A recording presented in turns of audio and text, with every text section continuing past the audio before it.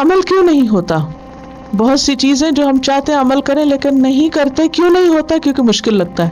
اس کا حل بتایا جا رہا ہے. وَاسْتَعِینُوا بِالصَّبْرِ وَالصَّلَاةِ، مدد مانگو صبر اور صلاۃ کے ساتھ. سورۃ الفاتحہ میں بھی ہم نے کیا پڑھا تھا؟ ایاک نعبد و ایاک نستعین. عبادت کے لیے اللہ کی مدد ضروری ہے، آسان نہیں ہے. جہاں بھول ہو، غلطی ہو، وہاں فوری طور پر اللہ کی طرف رجوع کر لیا جائے. تو یہاں آپ دیکھیے صلاۃ سے پہلے صبر کا ذکر آیا ہے. اور صبر کیا ہے؟ اپنے نفس کو برائی سے روکنا، اپنے آپ کو کنٹرول کرنا. جہاں پتہ چلے کہ یہ کام میرا اللہ کی مرضی کے خلاف ہے، وہاں اپنے آپ کو کھینچ لینا کہ یہ نہیں کرنا.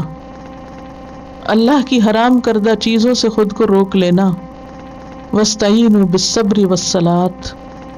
اور بعض اوقات صبر بھی مشکل ہوتا ہے، لہٰذا صبر کے لیے بھی کیا ضروری ہے؟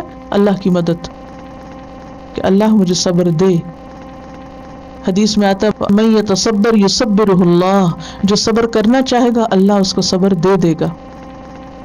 غم اور خوف سے نکلنے کے لیے اللہ کی طرف رجوع.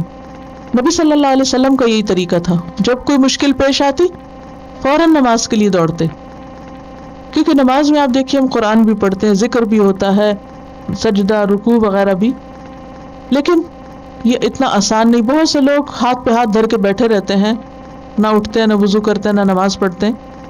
تو اس کا بھی بتا دیا وَإِنَّهَا لَكَبِيرَةٌ، نماز بڑی بھاری ہے، آسان نہیں ہے نماز بھی. إِلَّا عَلَى الْخَاشِعِينَ، مگر خاشعین پر نماز آسان ہے، ان کے لیے ہلکی ہے. اور خشوع کیا ہے؟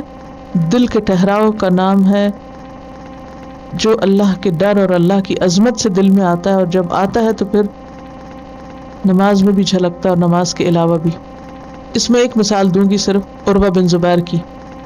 عروہ بن زبیر مدینہ کے 7 فقہاء میں سے ایک ہیں، فقہائے 7 کہتے ہیں ان کو، تابعین میں سے ہیں، صحابہ کے بعد کی جنریشن تابعین. ان کے پاؤں میں کوئی آبلہ پڑ گیا اور اطباء نے کہا کہ پاؤں کاٹنا پڑے گا. اب اس زمانے میں کوئی اینستھیزیا وغیرہ تو تھا نہیں کہ بے ہوش کر کے انسان کو اس کا پاؤں کاٹ لیا جائے. دیکھیے کبھی انگلی کو بھی کٹ لگ جائے تو کیسی تکلیف ہوتی ہے، پورا پاؤں کاٹنا مذاق نہیں تھا. کہنے لگے ٹھیک ہے ایسا کرو کہ نماز کے وقت آنا، جب میں نماز پڑھوں گا تو میرا پاؤں کاٹ لینا. کیونکہ ان کا اللہ سے ایسا شدید تعلق تھا کہ جب وہ اللہ کے دربار میں حاضر ہوتے ہر دوسری چیز کو بھول جاتے. اتنا انہماک اور اتنی توجہ ہوتی ان کی، اتنا شوق ہوتا. آج ہمارے اندر یہ کیفیت کیوں نہیں؟ کیونکہ ہمارا دل اور چیزوں میں اٹکا ہوا ہے. جب دل اور چیزوں میں اٹکا ہوتا ہے تو پھر نماز میں اسی اعتبار سے کم ہو جاتا ہے. اتنا کچھ بھرا ہوا ہے دماغوں میں کہ جب مصلی پہ کھڑے ہوتے تو ان خیالات سے جان چھوٹتی نہیں. اگر ہم واقعی چاہتے ہیں کہ نماز میں خشوع ہو تو ضروری ہے کہ ہم پہلے دل کو اللہ کی طرف لے جائیں. نماز ایک آئینہ ہے، دن میں 5 دفعہ ہمیں شکل دکھاتی ہے کہ تمہاری اللہ سے محبت کا عالم یہ ہے. انسان کی زندگی اللہ کی مرضی کے مطابق ہو نہیں سکتی جب تک اس کی نماز درست نہیں ہوتی.